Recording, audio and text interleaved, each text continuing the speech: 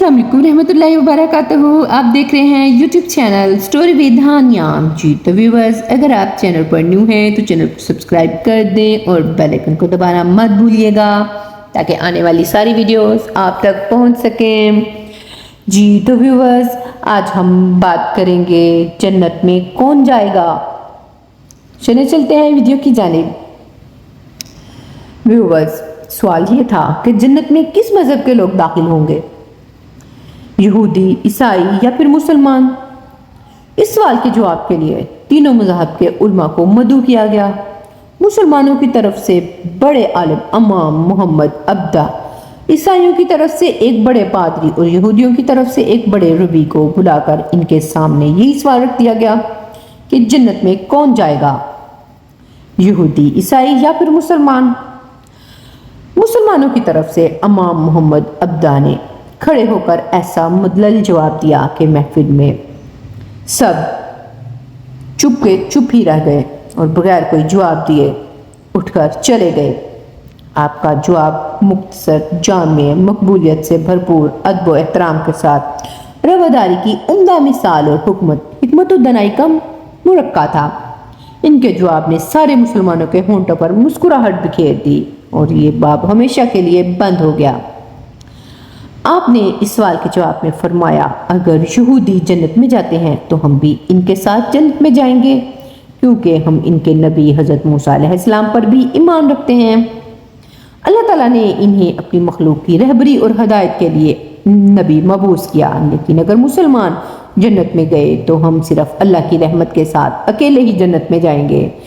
हमारे साथ कोई यहूदी और ईसाई नहीं जाएगा, क्योंकि उन्होंने हमारे नबी अकरम हज़रत मोहम्मद सल्लल्लाहु अलैहि वसल्लम को नहीं माना और ना ही उन पर ईमान लाए हैं।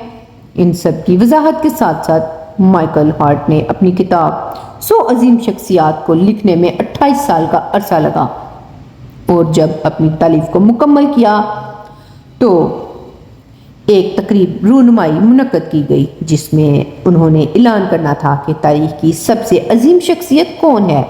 जब वो डाइस पर आया तो कसीर तादाद ने सीटों पर शोर किया और एहतजाज के जरिए इसकी बात को काटना चाहा ताकि अपनी बात को मुकम्मल ना कर सके।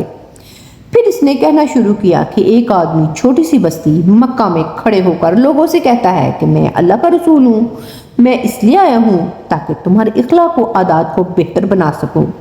तो इस बात पर सिर्फ 4 लोग ईमान लाए, जिनमें इसकी बीवी, एक दोस्त और 2 बच्चे थे। अब इसको 1400 साल का अरसा गुजर चुका है।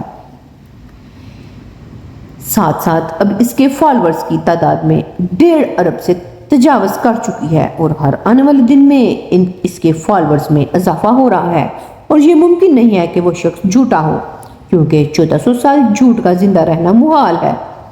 और किसी के लिए ये भी मुमकिन नहीं है कि वो 1.5 अरब लोगों को धोखा दे सके। हाँ, एक और बात, इतना तवील ज़माना गुजरने के बाद आज भी लाखों लोग हमा वक्त इसकी नामूस की खातर अपनी जान तक कुर्बान करने के लिए मुस्तैद रहते हैं।